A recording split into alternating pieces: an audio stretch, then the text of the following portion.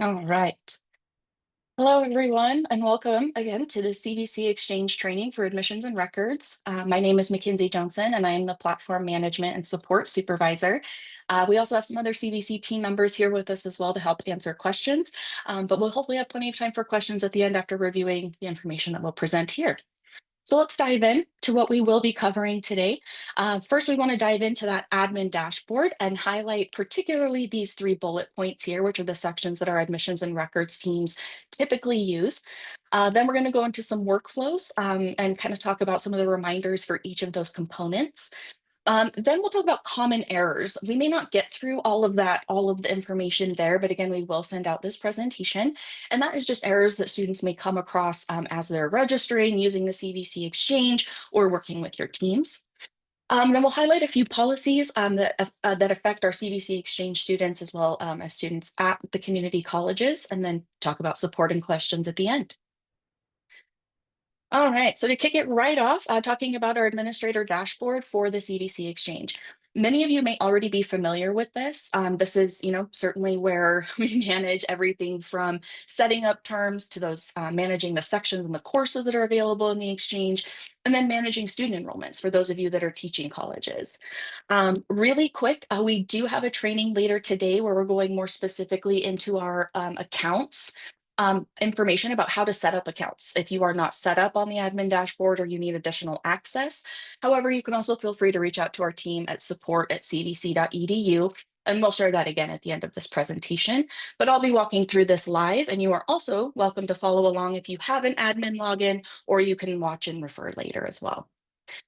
So we won't be going into accounts, but many of you may already be familiar with that. Self-service configuration, this one here on the admin dashboard, this one is actually how we set up tuition, and that's our training again later today, where we'll be diving into that more in depth. And then our financial aid requests, that one located over here on this site here, that's also an additional training provided on Wednesday. And then the term transcript report, that is also going to be a future training. So we won't be diving into those areas as in depth today, but we will be talking about these highlighted portions. So with that, we will navigate to our test environment. I'm going to be working from our test environment, so we're not showing any live student data. So let's go ahead and navigate there. Okay, so now here we are on the administrator dashboard. Again, my login and test site here. And what do I want to highlight again are the 3 areas: the session management, sections, and enrollments. And if I could, I would label these essentially step 1, step 2, and step 3 if you're teaching college accepting enrollments, but certainly step 1 and step 2. And we'll go into what those are and what those details mean, and certainly walk through how to set that up at your colleges. But from this view, that's a helpful way to take a look at this. So for step 1, session management, this is essentially called term management. This is where you set up your term for the CVC Exchange, whether you're a home college or a teaching college. There's information that our team needs in there in order to pull courses and allow enrollments into the Exchange. So let's go ahead and take an example here. We log here to session management. I have to select the district and university because I have access to a few of them. But let's use Chabot College. They're currently in process and currently being implemented as a teaching college. So if we find the teaching college or home college that you're working with and working for, enter the session name. What is pulled up is that term management information for that term. So what we want to go and do is edit, if this is your role at your college, to set up the term on the Exchange. So here we are for summer for Chabot College, and I'm going to walk through each of these areas that we need filled out. And typically this is done by admissions and records teams because you're setting up terms in other systems as well. So whoever that may be at your college, our team does send reminders to get this done and completed. But again, those are dates that you would have that you can input for us. So the first date here is actually applicable to both the home college and teaching college, and it's exactly what it sounds like. It's when you want the CVC Exchange to start importing your course inventory. So if you are implemented on the Exchange, you know that we've set up different filters to say these courses should be pulled in, these courses should not. But we still need to know what date every term you want us to start pulling in courses.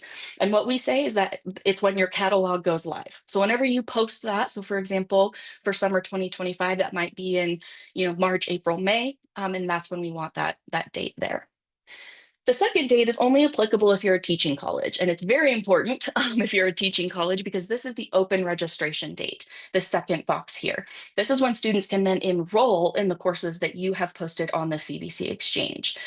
These two dates usually are different, right? We want to import the courses, allow students to view them, search for them, allow your priority registration to happen at your college, and then allow that open registration date to happen for CVC Exchange students.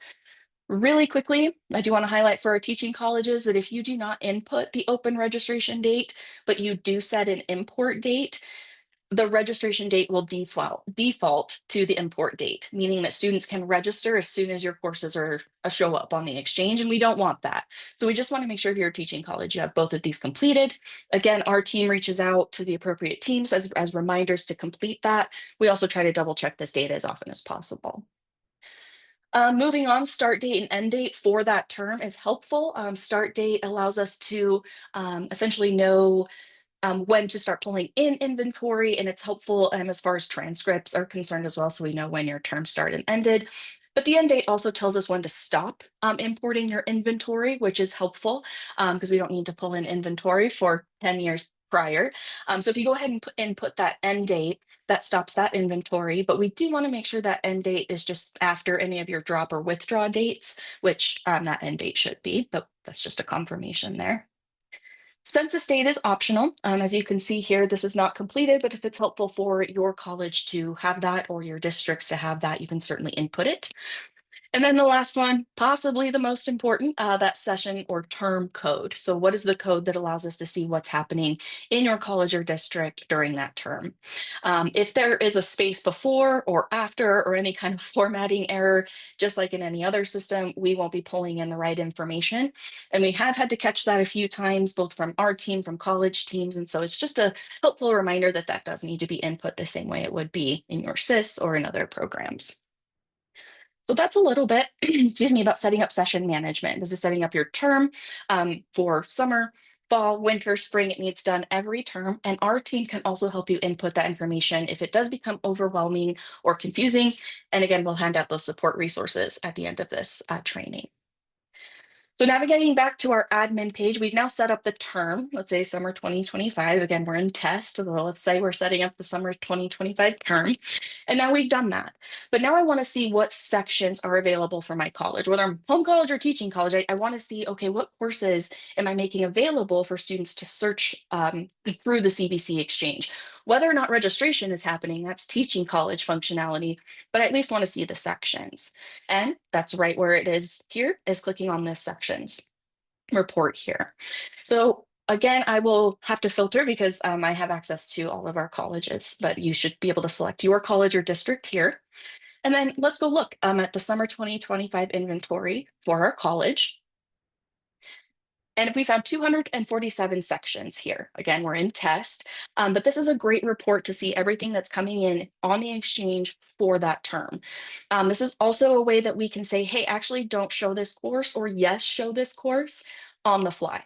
Okay, because if there is an error with the courses we're pulling in, we want to address that at our implementation level, which we'll talk about in a moment. But this is a quick, easy way to say, hey, you know what, this course actually should not be available. We can go in and hide that, and our team can work with you to complete that as well. There's other ways to filter, as you can see here, by what badges maybe the course has, by a specific course, or other, if it's using this filter from the implementation. But really what I want to point out is that you can download a CSV file to get that information as well. So I pulled an example of what that file would look like. Again, this is test data here, and this is also live publicly available data when we're talking about courses. So this is okay to share here in our training today. But you can see all of the course information here across the top, including seat counts as well. Apologies that the date didn't come through when I transferred this over. So then this is available for you to share, to kind of filter through. And then also, like I said, reach out if there's support issues and things are coming through with this inventory that may look maybe not as it should to your college. So that's a little bit about, again, our sections overview. Many of you may be familiar with this. And again, our team can help you both navigate this, download this, and work with these reports. So feel free to reach out to our support teams, which we'll share here at the end. But now we've set up your term. We've made sure that the sections are either available or showing correctly. You're comfortable with the way that those sections are looking and they're showing to students. And now if you're a teaching college or if you're a home college, there are ways to see where your students are going, right? Where they're enrolling at other colleges or what students are coming to you as a teaching college. And that's under our enrollments tab. Many of you in admissions and records are probably very familiar with this tab, but we are going to go through and review some of the additional filters, some of the reporting options, and then other statuses that we need to make sure our teams are reviewing.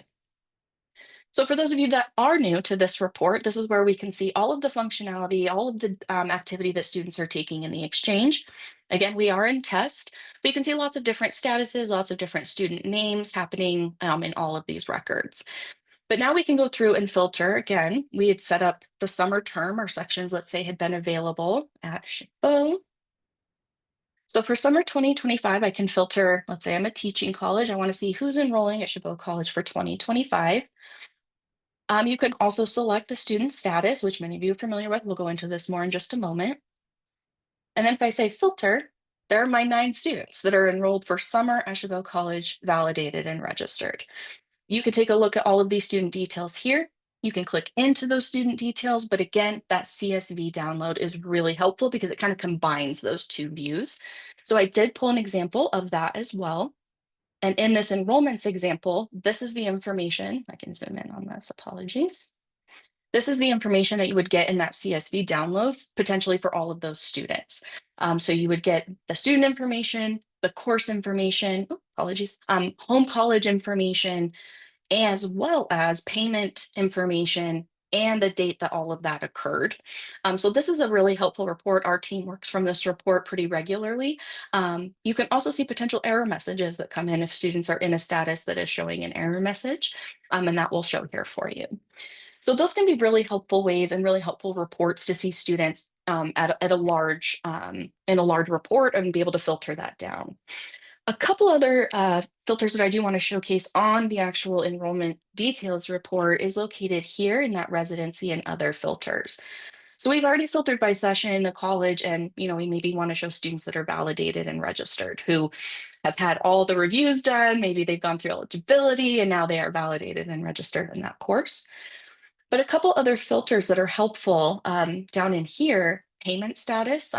Many of you may or may not have roles with payment, and that's going to be our training later today. But this is just helpful to see here that if you want to look at the students who have paid, who maybe have had errors or who have successfully paid. But the one really highlight is the requested financial aid.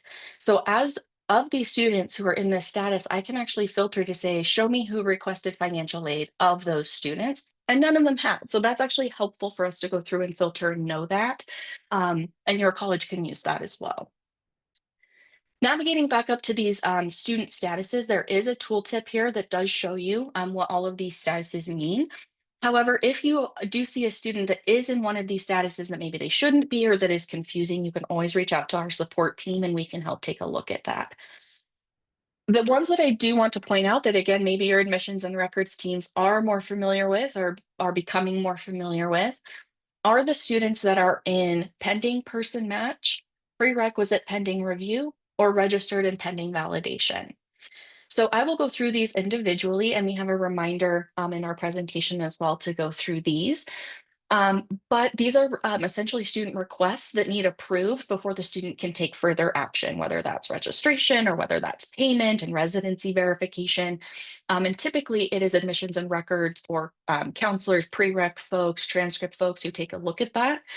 So as we go through the reminders in our presentation about those particular workflows, be sure to reach out with questions as we go through and we can help answer those.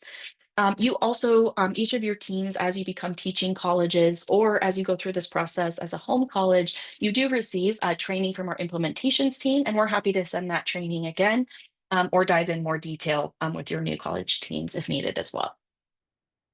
So that is a little bit about our enrollment details report. Again, many of you are already familiar with that and navigating that from the administrator dashboard.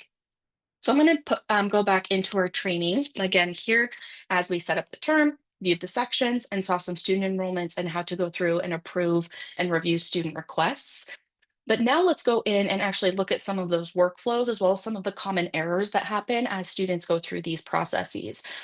Many of the common errors that we'll talk about are focused on students that are experiencing registration errors at a teaching college potentially, but we also do see errors with inventory as well. So we'll show that workflow and dive into that. All right, here it is, our workflow review number one, inventory. So the first box that you see there actually should be pretty familiar. This is for those of you who are involved in your home college or P1 implementation and getting your courses on the exchange. So this is, kind of that process that you went through with the team. But now the question that we get kind of, maintaining the platform and in support is, okay, but what courses should be included on the CVC exchange? Do we need to update our filters? Do we need to update our requirements to either remove some or add some? So what I've included on this presentation that we will review, but also send out, is a site on our webpage, the CVC webpage, that tells you exactly what courses are included on the CVC exchange. What we say is automatically included, what are sometimes included depending on the college or district, and then courses that we don't include on the CVC exchange. Again, that's a really common question because we see faculty or again, A&R folks reach out and say, hey, why isn't this course on the exchange? It could potentially be because it falls into one of these categories. So that is helpful to review. And again, we will make sure to send that link to everyone as well. All right, the next workflow is the student journey workflow. This one, I'm going to throw up an image and it may look really overwhelming. You all are potentially A&R folks, so you're familiar with some of these, but it is something that can just be handy if you're confused about maybe where a student encountered an error. But don't worry, our support teams are all over this. And this is not something that you need to memorize or know in depth. It's just helpful for those maybe that prefer a visual to see what happens in the CVC exchange. You may have already seen this. You may already be familiar with this or have it in a different kind of format. But essentially what it does is it walks through these very clearly labeled steps about how the student searches for a course and ends up in a payment status, whether that's financial aid, CCPG, or paying that course fee. So we're not going to walk through every single step here. Again, we are going to share this presentation as well as links to our documentation that include all of this information here. But a couple things that I do want to point out, the difference between home college and teaching college, right? Because this is showing a student enrolling in the CVC exchange. And if your college is only a home college, this may not apply to you, right? So just yet, but just be aware of some of those abbreviations as we navigate through that workflow here. All right. And again, we'll have time for questions at the end if we want to dive more back into this process and some of these areas here. Next one is Canvas, and I apologize for the fuzzy image here, but I have included a link to our Canvas trust and user provisioning documentation. Again, I keep hinting at all this documentation that we're going to have for you here at the end, and this is part of it. So if we navigate to our Canvas trust and user provisioning, you can see that we have the same document, but we also have links to troubleshooting guides and other workflows that can be helpful if you are part of the team that helps manage Canvas. Again, we are doing more of a Canvas deep dive in our training this afternoon, but that can be helpful to see as you're navigating to our different training opportunities. Okay, so now let's talk about some of the workflow reminders as students go from searching courses on the exchange to maybe registering, paying for those courses, and then receiving the transcript. So even if you are only home college on the CVC exchange, many of these still apply to you or potentially could apply to you if you're in the process of being implemented as a teaching college. So we'll go through these one by one. Again, we'll answer questions as they come up at the end. So student eligibility, if you click on this link here, it does take you to the CVC eligibility page that is available for students. But just some reminders about student eligibility for the CVC exchange. Students must have an application on file at the home college and have a valid login. We have a lot of students who, submit an application to a college and then immediately try to register on the CVC exchange. And unless that student has that application on file and potentially has already completed courses, has that Canvas login, and is an active student, they may not be eligible to use that CVC exchange, depending on your college designation. The teaching college must accept the home college residency determination. So this is something that happens as the student potentially is registering, and then the home college is either validating that residency, or our support team is reaching out to your admissions and records teams to tell you that a student residency has changed, and we need that updated in your SIS so we can update that on the CVC exchange. But that residency determination does come from the student's home college. As a teaching college, it's not your responsibility to validate that residency, but you may need to update that residency depending on what the student has on file at the home college. Moving into registration parts of the workflow, couple reminders here. Students are able to drop or withdraw from courses from their exchange dashboard. So they don't need to, email our team. It's not something they do directly at the teaching college. It's all available on their CVC dashboard. I want to put a reminder here in registration for that student welcome letter. Many of you were involved in the implementation or are involved in the implementations as a teaching college. And as a teaching college, when a student registers for a course at your college, you are sending them a welcome letter via email that has information about your college. So this is just a reminder to, make sure that those are updated, that they have accurate information, and we can work with you and your team if you need to update that at any time. So that's more just a reminder for many of you folks in admissions and records who may have roles in that. All right, here's our big one that I said that we would get back to. Again, a couple of these are for teaching college, a couple of these are for, or one of them is for home college. So these are essentially student requests in the CVC exchange that need approvals, and that's prerequisites, person match, and residency validation. So as some of those reminders, again, the residency validation occurs with the home college. The home college needs to go in and validate that residency for that student. The prereq and person match is done at the teaching college or with the teaching college through the exchange. So we'll talk about these processes and again, be able to answer more questions as we go through. But a couple reminders. There are automatic email reminders sent to the home college or teaching college, depending on the request, when the student submits that registration. So then our team also sends additional email reminders saying, hey, but you have outstanding prereq requests. Hey, you have outstanding residency validation requests. Can you please go review these in your admin dashboard? So we really won't let these just hang out on the exchange without at least reminding your team that you need to go in and review those. But again, we did walk through how you can go in and find those on your own as well. Prereq and person match requests. So these are again the ones done by the teaching college. Those need to be cleared by the teaching college before the course start date. The reason for that is that the exchange cannot add students to courses once the start date has occurred. So even if you, as let's say, attempt to approve a prerequisite on a Monday morning, if that course starts on Monday, the exchange is not going to be able to add the student to that course. That's just the integration that we have. So even if you approve some of those requests, again, we want to be mindful of those course start dates. Again, our team tries to cancel those requests before they get to you. But again, we've seen a couple try to get approved after the course has already started, which can be confusing for the student. So that is something that we can help you review as a teaching college in more depth if needed. Residency validation requests, those are done by the home college, and those need to be cleared as soon as possible. That is so students are charged the correct tuition and not dropped for non-payment. Because if a student has the wrong residency classification on the exchange, for example, and they're waiting for that home college potentially to either verify their residency or they're waiting for some other fee adjustment, they may not pay for their course right away, right? And so then they can have the potential of getting dropped for non-payment. So we just want to say, hey, home college, if there's any way you can go in and review those as soon as possible, we can just make sure the student is receiving the information they need to complete that payment. All right. Those are the reminders for student outreach here. We'll continue with some more reminders in the workflow. Next step that the payment or that the student is going to see after registration is payment or financial aid. And again, this link here goes to the CVC page for financial aid, which is a little bit different than paying for the course directly through the CVC exchange.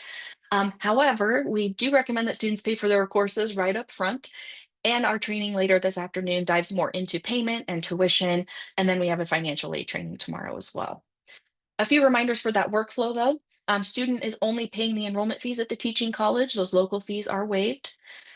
Federal financial aid is blocked for the student at the teaching college, but the student can request financial aid with their home college. Again, we're going into more financial aid training later at a different training. However, students can use CCPG at both the home college and the teaching college. So we provide that information to the student when they go to pay for their courses about how they can request that information for CCPG. Canvas is next. The student pays for their course. The course begins, and now the student is actively, learning through Canvas, which is merged through their home college Canvas instance. So this is a big advantage of the CVC exchange where, a student may be registered at let's say 2 courses at 2 different teaching colleges, but we actually merge those courses to that student's home college Canvas instance. So they're not having to access 3 different Canvas accounts in one term or in one academic year. So that's something that Instructure, Canvas, and the CVC exchange team work to make sure happens. However, there could be errors and things that happen during that workflow that we'll discuss here in just a moment. And transcripts, that link is to the CVC transcripts page. Many folks have heard about how many of our colleges are now automating the transcript process for the CVC exchange, which is very exciting. That's with our vendor Parchment. But the reminder here for that workflow is that transcripts are sent either manually or automatically by the teaching college to that student's home college at the end of the term. Many of our colleges are now on this automatic process where it's actually the transcript is sent automatically 3 weeks after the end of the course, which is phenomenal. But for colleges that are still on that manual process where they need to go in and download that transcript report and, officially or unofficially send those transcripts back to the student's home college, either way, that does need to happen at the end of the term so the students have access to that information. And more information is provided on our website link here as well. All right, now for a lot of the, I think, reasons why folks wanted trainings from the CVC teams to talk about some of the common errors and things that students and admins may be experiencing as students are walking through these processes that we just very quickly reviewed together. So let's talk about, again, we'll go through them quickly, but we will pass out this presentation for you to review on your own time. So for example, if we talk about common errors with student eligibility, if a student is a dual enrollment student, international, or mark that they're an adult learner, they are truly ineligible and would need to not use the CVC exchange. Another error that we see is that the student is currently not active at the home college. We talked about this previously within that workflow. And the solution, again, is that the student is ineligible and needs to use CCC apply instead of the CVC exchange. If the student has an incorrect CCC ID from the tech center that is showing on the exchange, which does happen as students forget their accounts at the tech center, they go to request a new account or, hey, I forgot my password. We've actually realized that they're being assigned new CCC IDs that are added as additional IDs. And so often students may have the incorrect CCC ID from the tech center, but the solution there is that student can send that correct CCC ID that they have on file at the home college to our team, and we can get that updated. Doesn't happen often, but in the cases that it does, that's the solution to that one there. Finally, this is one that students reach out to our team quite a bit about, but the student exchange email, so whatever email the student has used for the CVC exchange, is not matching the email on either the home college Canvas, the teaching college Canvas that's created. There's some kind of email incoherency, and then the student is saying, hey, the wrong email is on the CVC exchange. So the solution is actually that the student needs to update their email that is on OpenCCC, because that's where we're pulling in that information through different authentication processes at the beginning of that workflow. Once the student has updated their email on OpenCCC, they can contact our team and we can update their profile. It is a little confusing because students think they can update their email through the exchange and they cannot. Maybe in the future, that's a potential product we can look at, but as of right now, we are pulling that from OpenCCC. Moving to common errors in student registration. If the student MIS or shared application is not sent correctly from the tech center or from our team navigating from the home college to the teaching college, we recommend that you reach out to our team for assistance. If either you're the home college or the teaching college and you think there has been some kind of issue with that student application, we can take a look at that and potentially resend that as needed. If a course is full on the CVC exchange or waitlisted or closed at your college, at the college where the course is being offered, the solution is that the student needs to find alternative course options because the CVC exchange does not support wait lists. And also if the course is full, there's nothing that we can do to say navigate from this section to this section instead, but we do recommend that they find alternative course options. Another error that may happen with registration is if the student does not have a CVC program designation at the teaching college. So if a student is trying to register for a course, let's say at Chaffee College as the teaching college, If that student is coming through and saying, oh, you are a regularly admitted student, you've already applied here, you've already taken courses here, we recommend that that student then go use self-service to register for courses at that teaching college that they have previously already applied to. And again, our support team can help with that. Moving into a little bit of payment financial aid, just because this can impact registration with things like drop for non-payment. If the student payment failed to confirm at your teaching college, so the student attempted to pay for the course, but for some reason your college did not receive that confirmation that the student paid, our team monitors those errors, but also you can always reach out to our team for assistance. For example, let's say you have a list of students who are going to be dropped for non-payment. You're welcome to send that list to our team to say, hey, do you want to review if any of these got stuck in progress, or and we are happy to take a look at those students with you. But as we reviewed on the enrollment report, you can actually go look at payments maybe that have failed or that have some kind of error. You have access to that data as well. But again, our team's happy to help. We often here have realized that the students are getting stuck in progress payment statuses, which means that they've attempted to pay and it may have even gone through on their end, but we are not receiving that confirmation, which means the college is not receiving that confirmation. So again, contact our team for assistance. We also monitor these students and reach out proactively as well.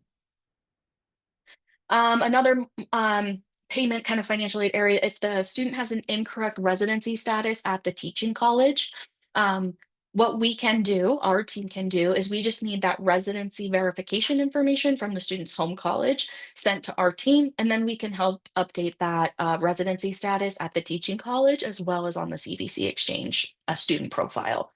As you'll see, a lot of these are email support at cvc.edu. That is a theme throughout this, as many of you already know, but our team can again help with that residency. All right, the one mostly related to financial aid that we've seen on the CVC exchange is the drop for non-payment policies that some colleges have, some don't. Some are now reinstituting now that we've moved past COVID policies. But what we are seeing is that students are being dropped for non-payment who have potentially requested financial aid from their home college, but they're being dropped from courses at the teaching college. So why I showed that financial aid filter on that enrollments report is so as a teaching college, you can actually go in and see which students have requested financial aid and potentially consider not dropping those students who have requested financial aid, at least until that start date, potentially. But that is something that we have noticed is that students say, hey, I requested financial aid, but I've been dropped from this course, and we have to refer them to the drop for non-payment policy at that specific college. So it's just something to be aware of, that these are our students in need that have specifically requested then saying, I'm working with my home college to figure out this financial aid process. So again, that's something that we're going to review during our financial aid presentation training tomorrow as well. So common errors with Canvas. If the student did not have a Canvas account created correctly at the teaching college, let us know. If the home college and teaching college Canvas accounts for the student did not merge correctly, remember again, having that one Canvas account, contact our team. We can definitely do that for you. And then common errors with transcripts. This one, again, we're going to have a future training specifically on transcripts. But one that we see, obviously, is that the student transcript has just not been sent from the teaching college to the home college. Maybe it's on a manual process. Maybe there was something wrong with the automated process, but contact our team and we can look more into that with our vendor Parchment. Whether or not that's your Parchment or your transcript provider, we can just look more into that information from all of our colleges and then help identify where that student transcript may be. Another error that we see, a lot of students reach out to us and say, oh, I haven't seen my transcript yet. But when our team goes in and looks, we actually do see that the transcript has been sent for that student. And what we're realizing is that the home college has potentially just not evaluated or processed that transcript for the student. So that's often what our support tickets for the exchange are when they're related to transcripts is, hey, work with your home college to make sure that that you can work with them to evaluate this transcript so it shows on your record.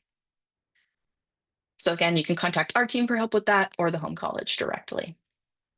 Another question that we see is that students sometimes get confused about when official transcripts are required. So again, I've linked to our transcripts webpage for more information. But if the student is planning to transfer to another institution, particularly the four-year institutions that we have here in California, they are going to need official transcripts. So not the transcript that the teaching college sends to the home college, but an actually requested official transcript from the teaching college.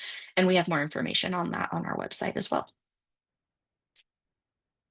A few policies that I want to review just quickly. The residency classification, we touched on this briefly, but the CVC and teaching college must accept the home college residency designation. So we reviewed that process a little bit, but that may also be why as a home college, you get a lot of outreach from our team or other colleges because we need you to confirm what that residency status is at your institution before we're updating it anywhere else.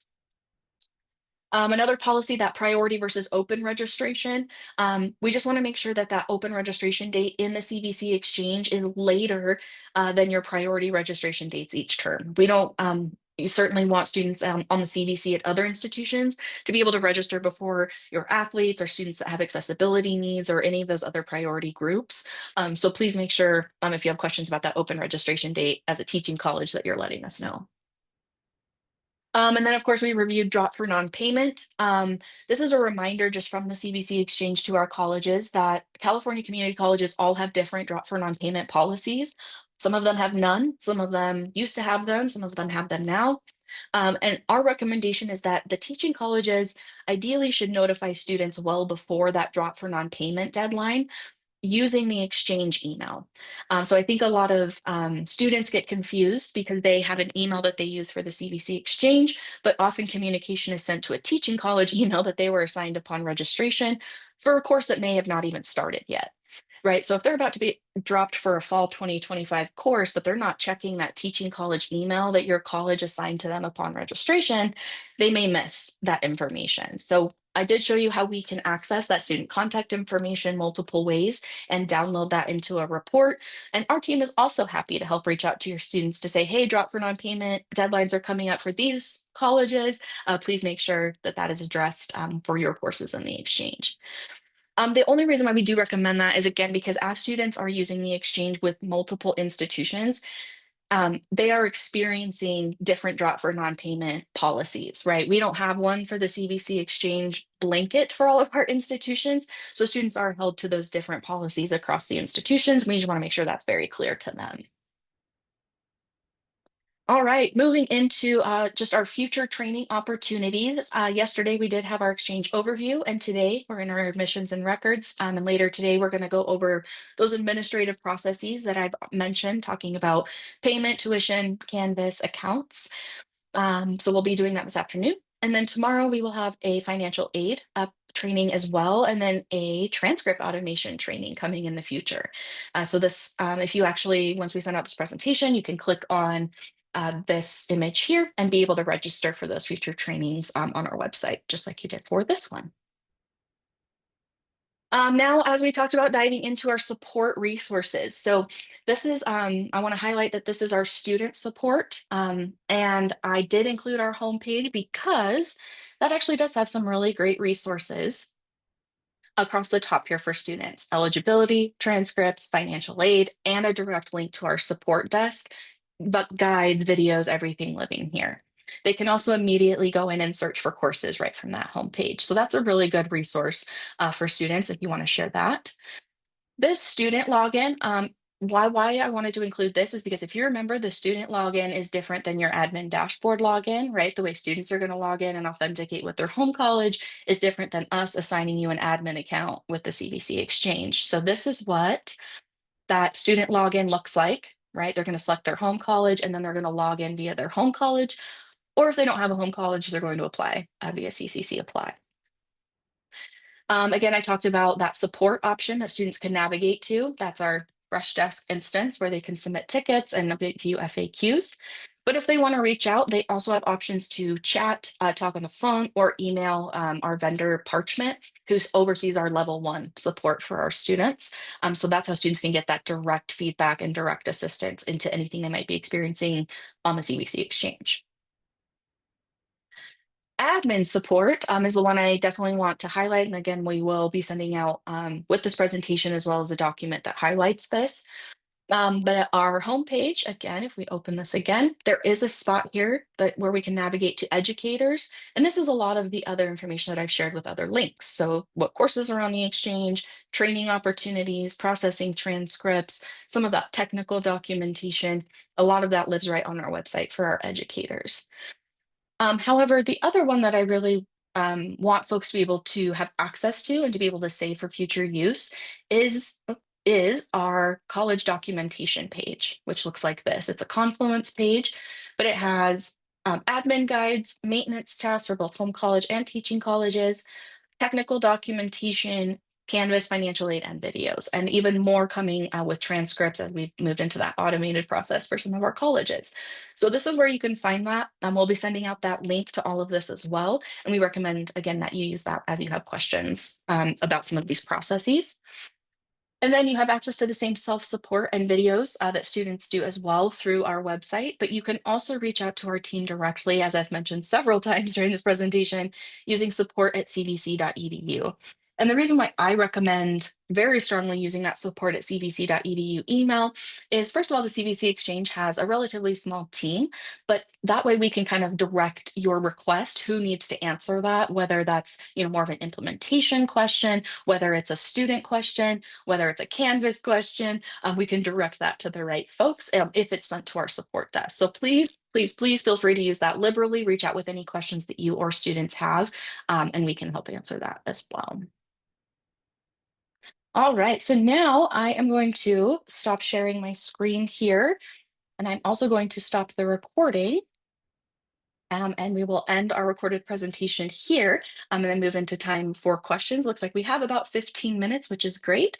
So I will end that and we can start our questions process.